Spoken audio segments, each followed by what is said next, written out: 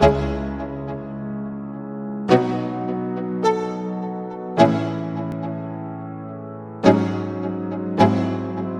avaliação de risco, avaliação das contrapartes, avaliação da liquidez, né, e da suficiência das garantias. E o VIF foi o primeiro fundo onde a gente teve essa cogestão formal entre a Vinci Real Estate e a Vinci Gestora, né, que faz a gestão dos fundos de crédito. E no VIF a gente, né, montou sim um portfólio de CRIs, né, mas de forma complementar. A grande tese do VIF, a grande diferencial, é ter toda essa inteligência imobiliária e essa leitura de mercado para alocar em cotas de fundos imobiliários listados, incluindo os próprios fundos recebíveis, os fundos de CRI, né, onde a gente consegue auxiliá-los aí, né, em fazer uma avaliação bottom-up e também, né, por que não, trazer CRIs para compor esse portfólio. No fundo de CRI, a ideia é um pouco exatamente dar esse benefício para o cliente, ter a exposição mais pura, mais, né, cristalina na estratégia de crédito, né, na estratégia, né, que tem carrego, né, que tem garantia real, que tem uma previsibilidade como qualquer ativo de renda fixa. E nada, eu diria que assim, não teve um timing melhor do que esse ano, né? Esse ano é um ano que, na nossa visão, a classe de ativo crédito em geral tem uma aderência imensa, né, ao cenário. Por definição, crédito é um instrumento, né, que tem menor volatilidade, é um instrumento, acima de tudo, defensivo, né, de preservação de capital, e que oferece hoje um carrego muito interessante em função, né, da combinação de duas variáveis que nem sempre são possíveis, né, nem sempre coexistem. Primeiro, você tem taxa de juro alta nos dois segmentos, né, tanto o CDI está, né, níveis bastante altos, bastante, historicamente, inclusive, talvez aí dos mais altos, né, não o maior, mas próximo dos highs. A taxa da NTNB, né, que é outro indicador muito utilizado para a precificação de ativos de crédito, também vive um momento, né, de níveis historicamente muito altos. E a gente consegue originar oportunidades, operações com níveis de spread bem interessantes num segmento de risco que a gente elegeu como foco do fundo, que eu vou explicar mais à frente, que é o segmento, né, de middle risk, né, alguma coisa que não é definitivamente um fundo high yield super arriscado, mas também não é aquele fundo, né, que só faz operações muito high grade, muito plain vanilla. Né? Então, quando você pega esses níveis de spread que a gente está conseguindo operar, como CDI mais 3, CDI mais 4, até CDI mais 5, ou IPCA mais 8, IPCA mais 9, 9,5, você consegue ter um nível de carrego, um nível de renda bem interessante. Então, a gente acha que o momento é o momento ideal de você ter um produto que seja bastante focado em CRIs, né, em ativos de crédito, efetivamente, sem prejuízo, né, até como a gente deixou muito claro no nosso roadshow, que ele não necessariamente precisa fazer 100% de operações em CRI.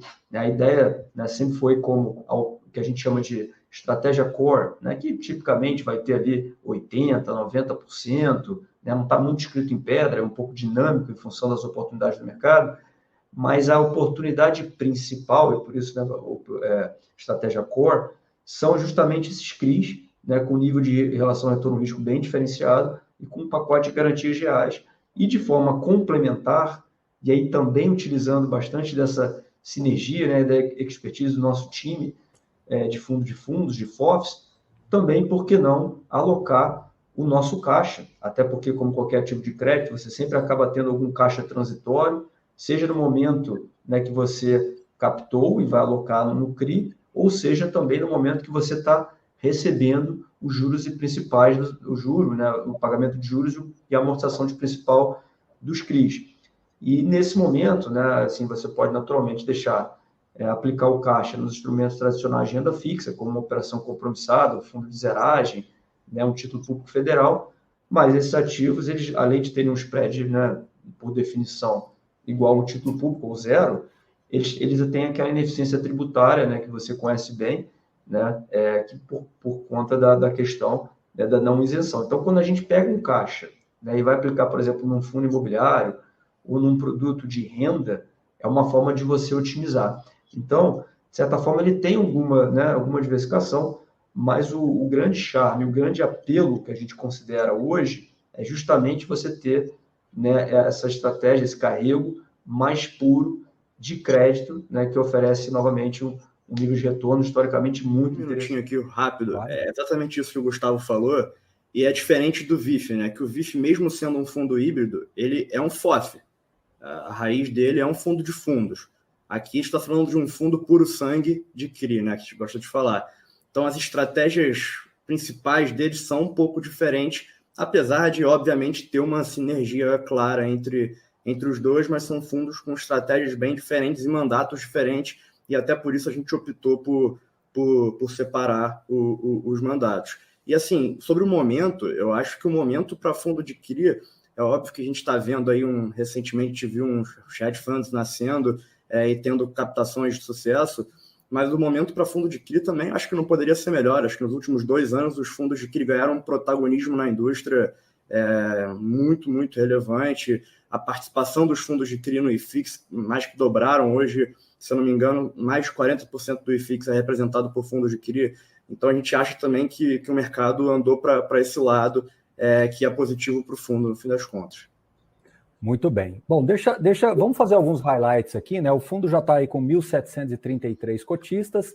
Até perguntaram aqui quais são as taxas do fundo. O fundo começa, então, com uma taxa de 0,95, mas ela é regressiva, né? Ela é escalonável aqui e regressivamente ela pode, depois de um bi de patrimônio, chegar em 0,75. E uma taxa de performance alinhada ao principal benchmark do próprio portfólio, né? Embora você tenha falado de CDI, mas a ideia está correlacionada com a inflação mais, não é isso, Gustavo? Alguma observação? E um patrimônio aqui de quase aí 180 milhões de reais, certo? Perfeitamente. E aqui eu acho que tem dois, você já ter uma base de investimento inicial, que já vai te gerando renda, né, de forma diversificada. E isso ele elimina aquele efeito tradicional, né, que um fundo que capta muito, ele demora para alocar e a rentabilidade cai. Aqui no nosso caso, né, você deve ter acompanhado, a gente já começou o primeiro mês anunciando dividendo de 15 centavos por cota. Então, espera só um segundinho, ó. Vou até jogar na tela aqui, ó. Vou até jogar na tela, né? Então, vocês anunciaram 15, lembrando que o fundo é base 10, já está com 57% alocado e tem ainda 13 centavos de resultado acumulado, tá bom? Então, pode voltar aí, segue o jogo. Não, foi excelente esse gancho que você pegou, porque, né, isso é fundamental, né? Por que a gente tem esse resultado acumulado? Isso foi tudo planejado, naturalmente, com muita cautela, né? Justamente porque a gente montou esse portfólio inicial de 80 milhões e essa carteira foi gerando, né, resultado, foi gerando carrego para a gente, que vai beneficiar os cotistas que entraram agora, né? Porque eu já tenho, né, um estoque, vamos chamar assim, de riqueza, que me permite, né, já largar com o dividendo, né, potencial desde o início. E a gente segue alocando para, né, continuar, né, esse fluxo de pagamentos. E eu acho importante também observar o seguinte, a gente teve uma originação muito farta aqui, muito interessante na 20. Né? Então, a gente não precisa fazer poucas operações, a gente pode, né, pulverizar um pouco mais. E os ativos que, porventura, né, a gente não conseguir alocar ou por timing, ou pelo... uma pergunta inusitada aqui, desculpa, João, mas às vezes até você pode responder, mas é uma pergunta bem inusitada aqui, o Finnish Newspaper. Anunciaram dia 16 de maio o rendimento que tinha database 31. Vai ser uma prática manter essa antecedência ou foi factual isso daí? Acho que isso aí, então, eu ia até voltar nesse ponto aqui até agora. O que aconteceu no dia 16 de maio? 16 de maio foi o primeiro dia de negociação do fundo, né? E assim, uma coisa que a gente se preocupa muito aqui como gestora é de sempre privilegiar o investidor que confiou na gente, que entrou no IPO, que entrou na oferta. E historicamente, assim, não da 20, mas em todos os fundos, tem sempre um período de alocação ali entre o momento que liquida o dinheiro até o momento que consegue rodar a carteira com 100% alocada e ela gerar o rendimento natural do fundo. É uma escadinha. E a gente se preocupa muito com isso. No caso do Viur, que foi nosso penúltimo IPO antes desse, ano passado, a gente conseguiu fechar os 5 deals no mês que a gente encerrou a oferta e anunciou um rendimento full já no primeiro mês, que foi algo, na minha visão, algo bem inédito para fundo de tijolo. Em menos de 30 dias você conseguir alocar 100% dos recursos e anunciar um rendimento cheio, ou seja, a gente recebeu os aluguéis dos imóveis no primeiro mês. No caso do VCRI, a gente também se preocupou com isso. O fundo já tinha um resultado acumulado. de forma que não ia ter aquela escadinha até chegar no rendimento full. A gente já conseguiria usar esse rendimento acumulado para deixar o fundo na velocidade cruzeiro que a gente acredita que é por volta desses 13, 14, 15 centavos aí que a gente previu 13 no estudo de viabilidade. Então, nesse primeiro mês, a gente optou por anunciar o rendimento no primeiro dia de negociação, tá? Então, a gente anunciou no dia 16 de maio, sendo a database 31, mas nada impede que a gente faça de novo, mas a ideia agora, por enquanto, é padronizar junto com os outros fundos. Acho que foi algo atípico, porque foi o primeiro dia de negociação do fundo. Não falando de valores, mas uma pergunta que fizeram aqui que eu acho importante. O VCRI vai ser em qual molde? Por exemplo, vai ser aqueles fundos de CRI que pagam 80 centavos, depois paga 1,50, depois volta para 1,20, depois vai para 1,80. Vai ser aqueles que vai pagar sempre um reloginho todo semestre, e no final faz um ajuste e depois encontra o patamar no semestre subsequente? Ou vai ser um de guidance mesmo, assim, que você vai dar um guidance longo e vai equalizar, segurar a inflação, soltar? Qual dos três modos? Veja que eu não falei de valores, mas do formato. Perfeito. Dá para responder? Vou começar aqui, Gustavo, e depois você me complementa. Mas, assim, acho que no fundo de CRI é um pouco diferente de fundo de tijolo, que você não consegue deixar tão reloginho assim, né, o rendimento. Mas, obviamente, como a gente conta com um rendimento acumulado que não foi distribuído, a ideia, por enquanto, nesse começo, é tentar, acho que, linearizar ao máximo, obviamente, às vezes, tendo que no final do semestre distribuir um pouquinho mais para enquadrar os 95%, mas eu acho que, tendo o rendimento acumulado, a gente gosta de gerar essa previsibilidade. E aqui eu quero fazer uma pontuação e me corrijam se eu estiver falando bobagem. Vocês têm aí esse rendimento acumulado que não tem a necessidade da distribuição do semestre, porque já nasceu dentro do fundo com essa característica, né? Já está carregando isso há mais tempo. Falei Perfeito. Bobagem? Não, é isso. Quando a 20 era o único cotista do fundo, o fundo proprietário da 20, a gente convocou uma assembleia aprovando a não distribuição do rendimento e a 20 aprovou como cotista. Então, a gente não é obrigado a distribuir a totalidade desse rendimento no semestre em que foi gerado. Maravilha. A gente gerencia, né, esse valor como uma espécie de colchão, né, como uma folga para a gente utilizar isso ao longo do ano, né, e suavizando as alocações. E falando, sem querer, né, também, não é falando de valor, mas assim, a gente acha que a previsibilidade é um ativo interessante. Você falou tanto de diversificação, e até o FinNewsPaper voltou a perguntar se vocês vão fazer comunicados ao mercado. FinNewsPaper, na verdade, o fundo, né, o VCRI, já está nascendo com uma quantidade bem relevante de operações, que daqui a pouco eu só vou mostrar a tabela para vocês, mas olha o tamanho da diversificação que ele já está nascendo, que como o próprio João Gabriel colocou, né, o fundo já tinha 80 milhões de patrimônio, a 20 já era cotista direta do fundo, então já tinha todo ali um histórico de operações. Então, Gustavo, eu te coloquei na cara do gol, pode falar tanto do ponto de vista de segmentação quanto de índices também. Vai lá. Perfeito. Então, o primeiro de segmento, né, que a gente também é um dos diferenciais aqui, a gente tem uma originação farta, né, que não se restringe, como a gente fala, aos segmentos tradicionais imobiliários. Claro que a gente não desgosta, tá? A gente até tem uma parcela, né, como vocês podem ver, de imobiliário residencial, né, de operações de carteira de financiamento hipotecário, também conhecido como home equity, né, geralmente são carteiras pulverizadas, e aqui tem uma característica interessante, né, porque essas carteiras você tem a alienação fiduciária de imóveis residenciais urbanos performados e uma estrutura de cota sênior subordinada que te dá uma proteção adicional, mas além disso, a gente traz outros segmentos que é onde é possível você estruturar boas operações com garantias reais imobiliárias, como, por exemplo, o segmento de logística, né?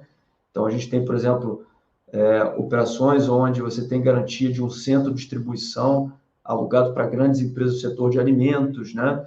Você tem um terminal, né, que a gente até comentou, né, um terminal no Porto de Paranaguá, né, que é um terminal de exportação de grãos, né, cujo locatário é a Cargill, né? Então, você vê que é uma dinâmica bastante descorrelacionada com o segmento tradicional imobiliário.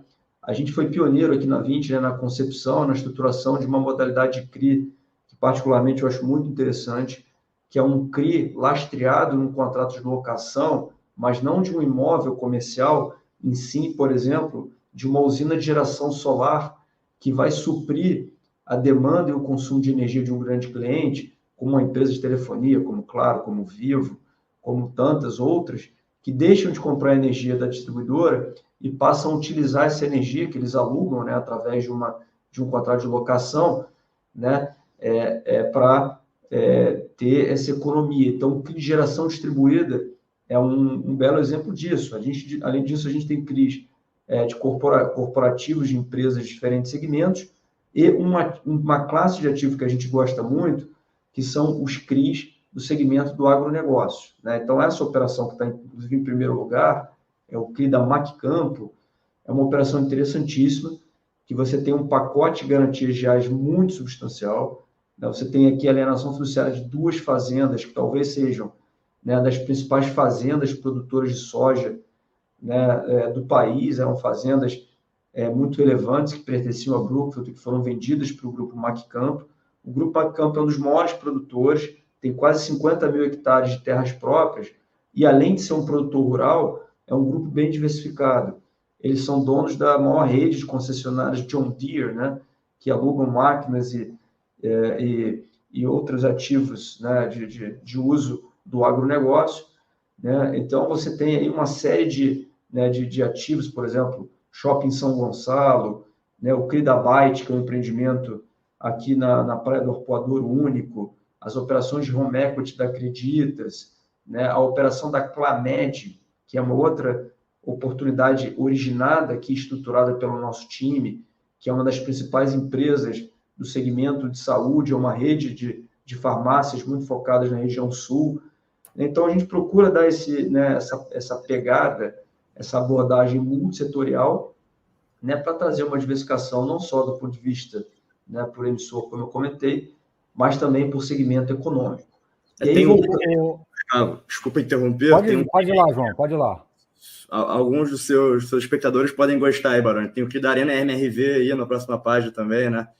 Para quem torce para o Atlético Mineiro deve conhecer esse aí. Mas, enfim, a gente gosta sempre de diversificar, acho que diversificação está na nossa cabeça. Arena é NMRV, né?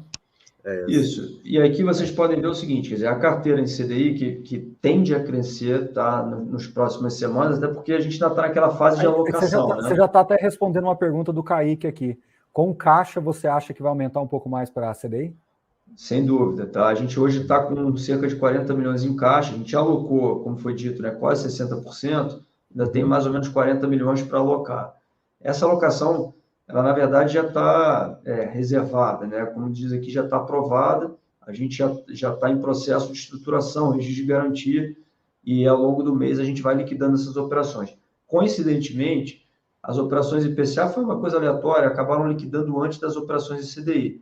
Mas as próximas operações, que estão já na nossa esteira de liquidação, já são mais voltadas para CDI, são 90% em CDI. E são operações a CDI mais 4, CDI mais 5, CDI mais 6, né? Que somadas essas operações, que hoje estão ao redor aí de IPCA mais 8,30, né, vão gerar um nível bem interessante, tá? De retorno. Gustavo, posso fazer uma pergunta capciosa aqui para você? Claro. A gente percebe os volumes aqui, né? Então, assim, claro, tem uma operação maior, né? Que é a da MacCampo, mas quando você vai baixando aqui, você vai vendo operações de 6 milhões, 6 milhões, 5 milhões, 5, 3, são cheques pequenos. Né? Então, a carteira realmente está bem diversificada. Claro que tem crise aqui de 2019, 2020, 21, 22, mas tem cheques bem pequenininhos, assim, tem uns de 400 mil a 1 milhão e pouco e tal. Uma coisa que eu já percebi, pela minha experiência acompanhando esse mundo de fundos imobiliários, é que os fundos de crise, principalmente aqueles mais novos, eles nascem numa pegada muito assim, poxa, olha que legal, IPCA mais 8 de média e CDI mais 4,5, que bacana. Mas à medida que o PL vai crescendo e você começa a acessar operações maiores, naturalmente essas taxas ponderadas vão diminuindo. Então, assim, a pergunta capciosa é a seguinte: você tem a intenção de crescer o fundo? Óbvio, ponto, claro, isso é evidente. Mas ao crescer o fundo, você vai continuar com essa pegada de pulverizar muito e vai chegar uma hora, vamos supor que a gente está fazendo essa live daqui 2 anos, vai ter 300 CRI aqui com um monte de chequinho pequeno e essa taxa média ponderada mais alta, ou você vai colocar cheques maiores e automaticamente ser mais controlador da operação, estruturador da operação, ter um sponsor que realmente esteja alinhado diretamente com vocês e, consequentemente, as taxas diminuem por uma questão, por uma obviedade quase. É difícil você comprar uma operação gigantesca com IPCA mais 9. A contraparte não necessariamente está disposta a correr esse risco, e se ela estiver disposta, ela é forte o suficiente para buscar outros veículos de financiamento. Então, assim, desculpa ter alongado na pergunta, mas é uma pergunta que quase que, eu diria, conceitual desse mundo todo de fundos de CRI. Não, perfeito. Eu acho que a pergunta tem dois ângulos aqui, dois aspectos um pouco diferentes, né? O primeiro com relação à concentração e ticket, né? Claro que, assim, na medida que o fundo vai crescendo, vai chegando a 300, 400, 500, 1 bilhão, né? A gente não vai continuar fazendo a operação de 3, 4, 5 milhões de reais. Mas em termos percentuais, a gente não, nossa filosofia, novamente, não é um fundo muito concentrado, tá? Então, a gente vai manter, em termos percentuais, em termos relativos, uma diversificação parecida, mas os tickets começam a ficar um pouquinho maiores, né? Então, em vez de fazer a operação 3, 4, 5, 7, vamos começar a fazer 10, 15, 20, e depois 30, 40, 50. Mas não significa que, percentualmente, o fundo vai ficar mais concentrado, né? Ele vai continuar tendo essa concentração.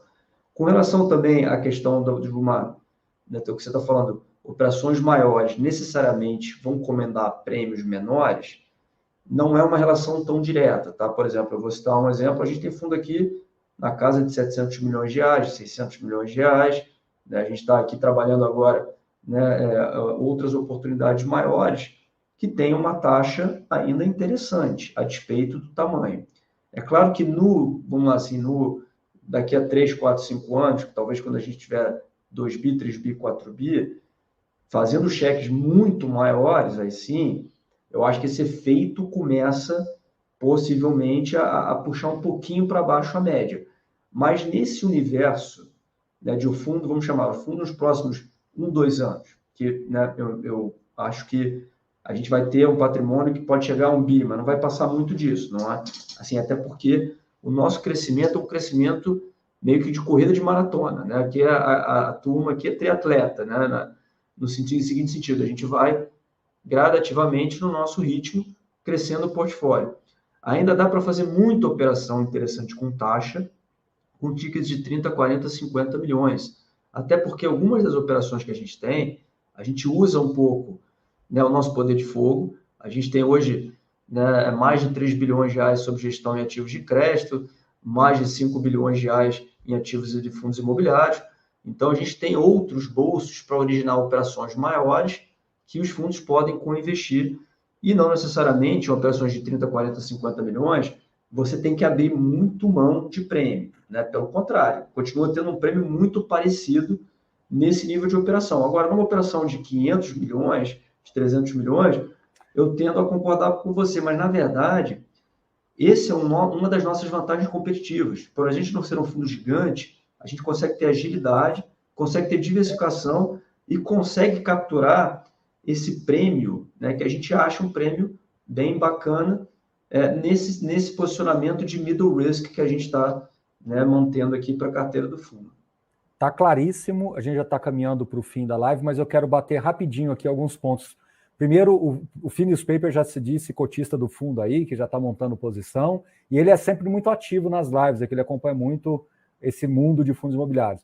Ele sugeriu incluir a questão de carências, né? Se há realmente alguma coisa, se há amortizações mensais, trimestrais, semestrais, anual, se é bullet, derivar um pouquinho mais, né? Essa descrição do CRI. Então fica essa primeira sugestão, João, anota Perfeito. Aí. E a outra sugestão dele, eu gosto muito, né, dessa ideia de mostrar o que é resultado contábil, o que realmente é lucro de uma maneira mais detalhada. Eu acho que isso é importante, né? O que efetivamente foi retido dentro daquele mês. Embora vocês já tenham colocado uma DRE aqui, deixa eu ver se eu até encontro ela rápida aqui enquanto a gente finaliza, mas só um pouquinho aqui. Eu acho que... Agradeço as sugestões, mas a gente justamente está tentando, né, trazer o máximo de transparência. Só um ponto que eu acho que é sempre importante. Esse primeiro mês, ele também não é muito indicativo, né, do fundo em velocidade cruzeiro, né? Porque tem muita gente que vai olhar, não, mas esse mês o resultado foi tanto, mas significa então que no mês seguinte, lembra que o fundo está ainda, né, nas primeiras semanas, a oferta liquidou ali em meados de maio, né? Então, a gente tem que esperar um pouquinho, a gente terminar esse processo de construção de portfólio, que a gente até sempre sinalizou que ia demorar alguma coisa como 2 meses, a gente já está até bem avançado, para depois a gente começar a replicar para frente as métricas do fundo. Mas a gente está procurando, sim, deixar, né, o que é resultado acumulado não distribuído, né? Então, eu até coloquei na tela aqui, Gustavo, para todo mundo ver. Perfeito. Então, a gente aqui fez a memória de cálculo, né? Como é que a gente chega nesses 13 centavos, o que a gente tinha de resultado acumulado no início da oferta, os 3.700.000. Eu acho que a ideia de vocês, em algum momento, também é explicar um pouquinho mais sobre cada operação, né? Ter esse componente ali, né? O Baroni, tem até assim, já ia engatar no final aqui, né? Mas tem um ponto aqui que eu acho que é super relevante para esse fundo, é que ele já nasce integrado aqui numa plataforma de RI, no ecossistema de RI, que eu acho que a gente foi pioneiro lá em 2017 com o VISC. Então, de site, relatório mensal, relatório trimestral, podcast, que a gente solta mensalmente com informações relevantes do fundo. E aí, a nossa ideia no relatório mensal não foi entrar tanto no detalhe de cada operação, até para não ficar, como tem uma carteira grande, fica aquele relatório de 30, 40 páginas, que o pessoal acaba vendo e nem chega no final. Então, se eu puder compartilhar minha tela aqui, eu consigo? Claro que pode, claro. Já até parei a minha aqui. Deixa eu ver aqui. Eu acho que é exatamente uma solução que a gente desenhou, que eu acho que atende essa demanda, mas fica de uma forma mais light, né? Pronto, coloquei aí. No site do fundo, a gente busca trazer mais informações sobre os CRIs. A gente nada mais que replica os gráficos do relatório mensal, só que de forma interativa aqui, só que a tabela, se você clica aqui no primeiro CRI, você vê uma descrição do CRI, você vê as garantias dele, você consegue ver uma foto. Então, assim, a gente conseguiu tentar trazer um pouco mais de detalhe sem ter que transformar o relatório mensal num documento enorme. Então, a gente sintetizou no relatório mensal as principais informações, na nossa opinião, e acho que, claro, a gente pode ir evoluindo aqui, foi o primeiro mês do fundo, mas, assim, a ideia é a gente no site ter mais informações, um pouquinho sobre cada CRI, explicando exatamente cada operação. Ok. Bom, estamos realmente caminhando para o fim, 35 minutos. O Kaique está preocupado aqui, ó. Ele está preocupado o seguinte: vai entrar nessa de alocar em outros FIIs da casa, da 20? Não, né? A ideia não é essa, né? Pelo que eu estou entendendo. Não, é como eu falei, a ideia é eventualmente a gente ter um fundo puro sangue, né, de crédito, de CRI, e eventualmente comprar um fundo imobiliário ali até para otimizar essa aplicação de caixa, né? Olha, o Rafael, eu acabei assim, o pessoal falou aqui do Status Invest, que não está aparecendo, eu já até sinalizei já para o responsável pelo site aqui, imediatamente, porque para mim foi uma surpresa não estar, e o Rafael acabou de apontar aqui, ó, não consegui comprar pela corretora do Itaú. Será que está com algum problema de listagem, João? Será que pode ter alguma coisa nesse sentido? Eu acho que às vezes essas coisas são sinais pequenos de que pode ser ter algum problema de sinal do fundo, porque o Status Invest também não puxou. Então, fica essa dica para investigar melhor. Eu já acionei o pessoal do Status Invest aqui e fica essa dica aí. Ele não tem trava de investidor qualificado, né? Não, é até estranho, assim, vou investigar. Investiga, né? Às vezes uma coisa boba... Surpresa. Assim, na física aqui, a gente, eventualmente, óbvio, com a aprovação prévia do compliance, a gente pode comprar. Eu conheço gente que comprou também, e não teve problemas, tá? De fato, nenhuma foi pela corretora do Itaú, mas eu vou investigar, assim, se acontecer algum problema desse. Acho que outras plataformas eu já vi que estavam lá. Marcos já acabou de falar, algumas corretoras travam por liquidez. Entendi. De fato, o fundo ele é mais recente, ele está negociando aí na casa de 50, 60 mil dias, pode ser de repente, mas eu vou, a gente pode investigar e a gente dá um retorno aí, a gente você comunica. Se não for nada, enfim, fica tudo certo. Perfeito. Bom, Gustavo, eu acho que o primeiro passo foi dado, parabéns aí pelo fundo, volte sempre, e à medida que o fundo for crescendo, a gente vai tendo mais história para contar aqui. Várias sugestões, o chat fica gravado, então depois pode ver, o FIiNewsPaper falou de incluir informações sobre subordinação dos CRIs, qual o mix hoje entre sênior e subordinada, se tem sequenciamento de todas as sênior, então, uma série de coisas que ele deu de sugestão e questionamentos, que vale principalmente para o João aí, que lidera o RI, está ligado direto no site, quanto o Gustavo também viu uma forma de se comunicar melhor com algumas coisas aí.